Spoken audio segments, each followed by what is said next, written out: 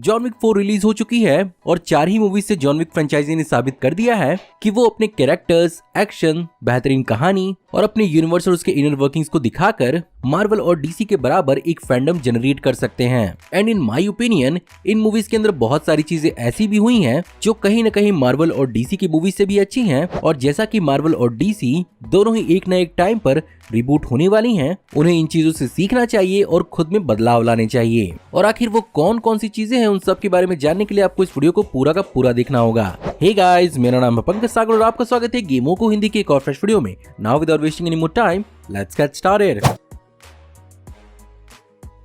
अब of course comic book का पूरा यूनिवर्स ही एक्चुअली एग्जैजरेटेड और लार्जर देन लाइफ कैरेक्टर्स पर बेस्ड होता है। ऐसे में स्क्रीन पर बड़े बड़े सेट पीसेस और बड़े और कॉम्प्लेक्स एक्शन सीक्वेंसेस को दिखाना जाहिर सा लगता होगा, बट मेरे हिसाब से कभी कभी मार्वल और डीसी सिनेमैटिक यूनिवर्स के अंदर ग्राउंड लेवल हीरोज के लिए स्ट्रीमलाइन, क्लीन और simplistic yet mind blowing action sequences को दिखाना पॉसिबल हो सकता है। जहां पर जॉन विक मूवीज के अंदर इन एक्शन सीक्वेंसेस की खासियत यही होती है कि अंत में जॉन विक जीतता तो है, लेकिन उसे बहुत ही लंबी चौड़ी स्ट्रगल करनी पड़ती है और जॉन विक की यही स्ट्रगल करने की एबिलिटी उसे लार्जर देन लाइफ कैरेक्टर बनाती है, जिसका इस्तेमाल सुपर हीरो मूवीज के अंदर भी कई सारे बैडस कैरेक्टर्स के लिए किया जा सकता है और ये इन मूवीज के प्रोडक्शन और सेट डिजाइन के खर्चे को भी काफी ज्यादा बचा सकते हैं।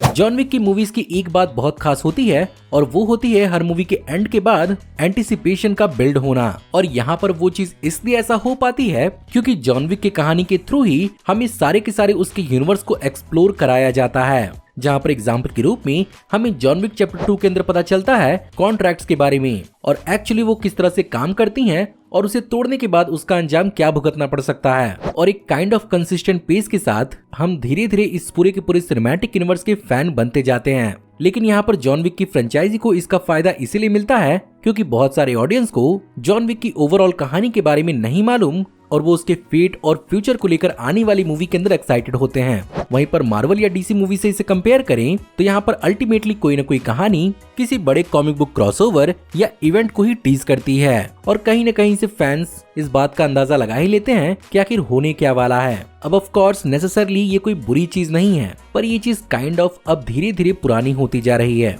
और मेरे हिसाब से अगर मार्वल और डीसी रिबूट के नौबत पर आते ही हैं तो उन्हें इसी धीरे धीरे वर्ल्ड बिल्डिंग के अप्रोच को अपनाना चाहिए और कॉमिक बुक से डिविएट होकर अपनी ओरिजिनल कहानियों पर फोकस करना चाहिए, जो बेसिकली फैंस के बीच में एक्साइटमेंट और एंटिसिपेशन बढ़ाने में काम आएगी।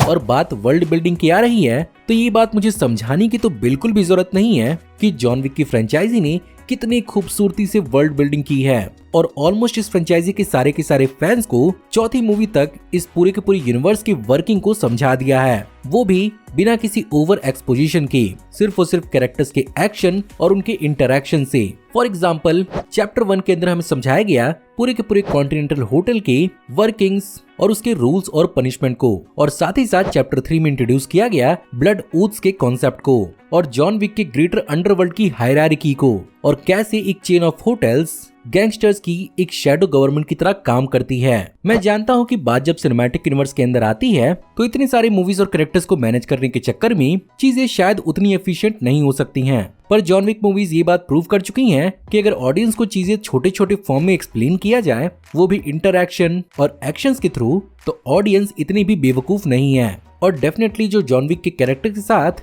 इस पूरे के पूरे यूनिवर्स को एक्सप्लोर किया गया है, उसी तरह का अप्रोच पूरे के पूरे वर्ल्ड बिल्डिंग के लिए भी फ्यूचर एमसीयू या डीसीयू के लिए इस्तेमाल किया जा सकता है। जॉन विक की फ्रेंचाइजी का फैंस को पसंद करने का एक और सबसे बड़ा रीजन है और वो है इस यूनिवर्स के अंदर रियल लाइफ का मिमिक करना। एंड डेफिनेटली यहाँ पर इस यूनिवर्स के अंदर कोई भी चीज out of the realm of possibility नहीं है। इसी कारण जॉन विक के यूनिवर्स को रियल वर्ल्ड की तरह बनाने के लिए कई सारे रियल वर्ल्ड का इंस्पिरेशन लिया गया है, जिनमें जॉन विक की फैमिली यानी Ruska Roma basically Russian रोमानी peoples के ऊपर बेस्ड है, जिनके साथ रशियन गवर्नमेंट एक्चुअली डिस्क्रिमिनेशन करती है। यही रीजन है कि जॉन विक यानी यंग जार्डानी को रस्का रोमा के थ्रू अमेरिका में स्मगल किया गया था। इसके अलावा द कॉन्टिनेंटल एक्चुअली स्विट्जरलैंड के न्यूट्रलिटी पर बेस्ड है और इसका no business conduct on continental grounds का नियम वर्ल्ड वॉर्स के जमाने में स्विट्जरलैंड पर मॉडल किया गया था, जहां पर ये कंट्री उस जमाने में एक नॉन पॉलिटिकल स्टेटस होल्ड करती थी और जब अलग अलग देश के सैनिक या सीक्रेट एजेंट्स स्विट्जरलैंड में आते थे तो उन्हें ज्यादा चिंता नहीं करनी होती थी। End of course the